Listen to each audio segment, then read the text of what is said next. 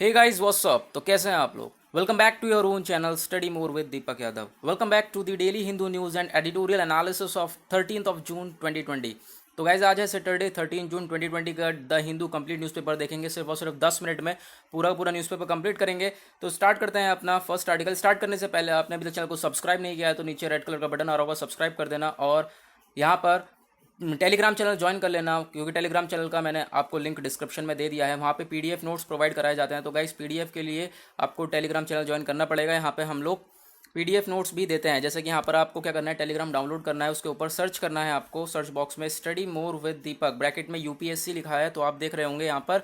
तो आप इस पर क्लिक करना। डेली बेसिस पे हमारा यहाँ पर मैं आपको एक बार बताऊँ तो हमारा जो है डिटेल में एनालिसिस भी होता है। 30 मिनट्स और उससे ज़्यादा का, आधे घंटे से ज़्यादा का एनालिसिस जैसा चलता है वैसा डिटेल वाला भी होता है और 10 मिनट वाला भी होता है।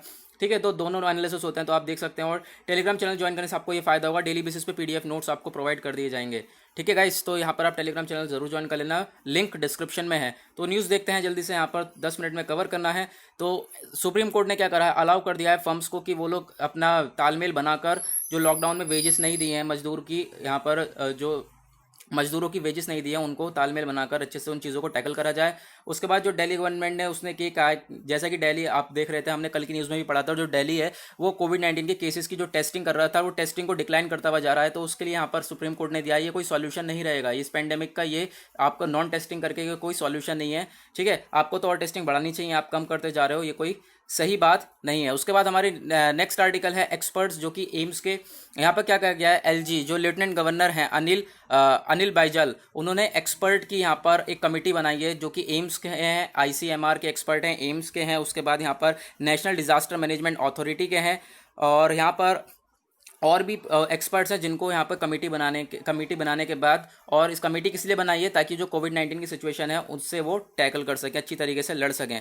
और national centre for disease control भी यहाँ पर है। तो इन सब चीज़ों के बारे में आपको कवर करना पड़ेगा कि कौन कौन सी बॉडी है, तो उसके लिए आपको चलना पड़ेगा टेलीग्राम चैनल पर सब कुछ प्रोवाइड है गाइस, जाकर देख लेना, आपको सारी चीज़ें वहाँ पर मिलेंगी। ठीक है, तो यहाँ पर जैसे कि हमारा national centre for disease control है, तो ये हमारा एनसीडीसी जो है, पहले इसे हम लोग NICD कहते थे, national institute of communicable disease कहते थे। ठीक है, तो यहाँ पर ये जो इंस्टीट्यूट है इसके जो ब्रांचेस है वो कहाँ कहाँ पर हैं, ये एरिया है अलवार, बेंगलुरु, त्रिवेंद्रम, कैलिकट, कूनूर, जगदलपुर, पटना, रंजम। और ये जो बैकग्राउंड देखें इसका जो इंपॉर्टेंट हो जाता है हमारे लिए, जो ओरिजिन हुआ एनसीडीसी का, ये ट्रेस करा गया है back to central malaria bureau which established in Kasauli Himachal Pradesh में। सबसे पहले ये एस्टेब्लिश हुआ 1909 में, फिर उसका वापिस नाम बदला गया, क्या रखा गया, मलेरिया इंस्टीट्यूट ऑफ इंडिया 1938 में। फिर 1963 में फिर नाम बदला गया, NICD रखा गया, national institute of communicable disease. फिर 30 जुलाई 2019 में इसको फिक्स करा गया, नाम दिया गया national centre for disease control. तो आप यहाँ पे याद रख सकते हो कि पहले क्या नाम था और अब क्या नाम है, क्योंकि यहाँ पे हमारे लिए इंपॉर्टेंट हो जाता है। उसके बाद यहाँ पर एम्स के बारे में बातें जान लेते हैं, क्योंकि यहाँ पे एम्स भी कमेटी में जुड़ा हुआ है। तो एम्स के बारे में बात करें तो all India institute of medical sciences एक ग्रुप है ऑटोनॉमस गवर्नमेंट बॉडी का, और गवर्नमेंट जो है ये मेडिकल कॉलेजेस हैं हायर एजुकेशन के। और यहाँ पर ढेर सारे एम्स हैं, जैसे कि आपको पता है, जो कि सबसे पहला एम एस्टेब्लिश हुआ 1956 में, उसके बाद 22 मोर इंस्टीट्यूट बनाए गए, उसके बाद जनवरी 2020 में 15 इंस्टीट्यूट्स को ऑपरेट करा गया। और यहाँ पर न्यूज़ आई है कि 8 मोर इंस्टीट्यूट को एक्सपेक्टेड है कि 2025 तक ये एम्स के इंस्टीट्यूट बन जाएंगे। बैकग्राउंड देखें तो सबसे पहला एम्स जो एस्टेब्लिश हुआ 1956 में हुआ, आपको ये चीज़ें याद रखनी है। और यहाँ पे जो प्रपोजल दिया था वो prime minister of India Jawaharlal Nehru ji ने यहाँ पर कहा था कि एस्टेब्लिशमेंट करा जाएगा कलकत्ता में, बट हुआ न्यू दिल्ली में। तो आप इन चीज़ों को याद रख सकते हो। और फिर उसके बाद ये एस्टेब्लिश, पहले शुरुआत में एस्टेब्लिश कैसे हुआ, एस्टेब्लिश जो हुआ ये एम्स सिंपल वाला एम्स हुआ, बाद में इसे इंस्टीट्यूट ऑफ नेशनल इंपॉर्टेंस का स्टेटस दिया गया। ठीक, तो फिर आप इन चीज़ों के बारे में याद रख सकते हैं। उसके बाद चलते हैं अपने आर्टिकल के ऊपर हमने इसमें आईसीएमआर एक बॉडी, आईसीएमआर के बारे में हमने पहले ही पढ़ लिया है, और यहाँ पे पीडीएफ में आपको मिल जाएगा, ऊपर जाएंगे, क्योंकि यहाँ पे 10 मिनट में कवर करना है तो आप पीडीएफ भी ले सकते हैं। ठीक है, आईसीएमआर जो है, पीडीएफ गाइस कोई पेड वेड नहीं है, बिल्कुल फ्री है, बिंदास जाके ज्वाइन करें। आईसीएमआर जो हमारी है Indian council of medical research, ये जो है हमारी चीज़ों को टैकल करती है डिजीज़ को लेकर। उसके बाद यहाँ पर इसका जो हेडक्वार्टर है वो दिल्ली में है। आपको सारी चीज़ें मिल जाएंगी आप टेलीग्राम चैनल पे जाओगे तो। ठीक, उसके बाद नेक्स्ट देखते हैं, नेक्स्ट आर्टिकल क्या है हमारे लिए। यहाँ पे आते हैं एडिटोरियल पे कोई इतनी खास न्यूज़ नहीं है आज के लिए।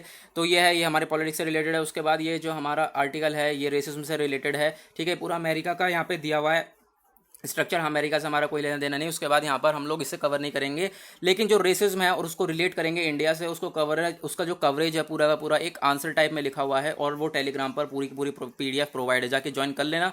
उसके बाद ये वाला आर्टिकल है वो कह रहा है जो स्ट्रीम एजुकेशन है वो एक डाइल्यूटेड एजुकेशन हो गई है। ठीक है, स्ट्रीम्ड एजुकेशन की बात हो रही है, यानी कि जो ऑनलाइन एजुकेशन है, कुछ ऐसे प्लेटफॉर्म बनाए गए हैं गवर्नमेंट के द्वारा जो कि परमानेंट, वहाँ पर परमानेंट का एजुकेशन का काम करा जाएगा उस प्लेटफॉर्म पर। तो वो कहा गया है कि एकदम डाइल्यूटेड, एकदम बेकार कर दी गई है एजुकेशन को, सिस्टम को वहाँ पर। ये जो राइटर हैं वो ये कहना चाहते हैं। उसके बाद ये वाला आर्टिकल जो है, ये नेम्स एंड प्लेसेस जो तमिलनाडु में, उसमें कुछ जगहों के नाम बदल के कुछ और रखे जा रहे हैं, तो उसकी यहाँ पर एक जो टर्म आती है वो इंपॉर्टेंट है, डिजास्टर मैनेजमेंट डिपार्टमेंट, उसकी हमने यहाँ पर अभी कवर करेंगे उसके बारे में भी।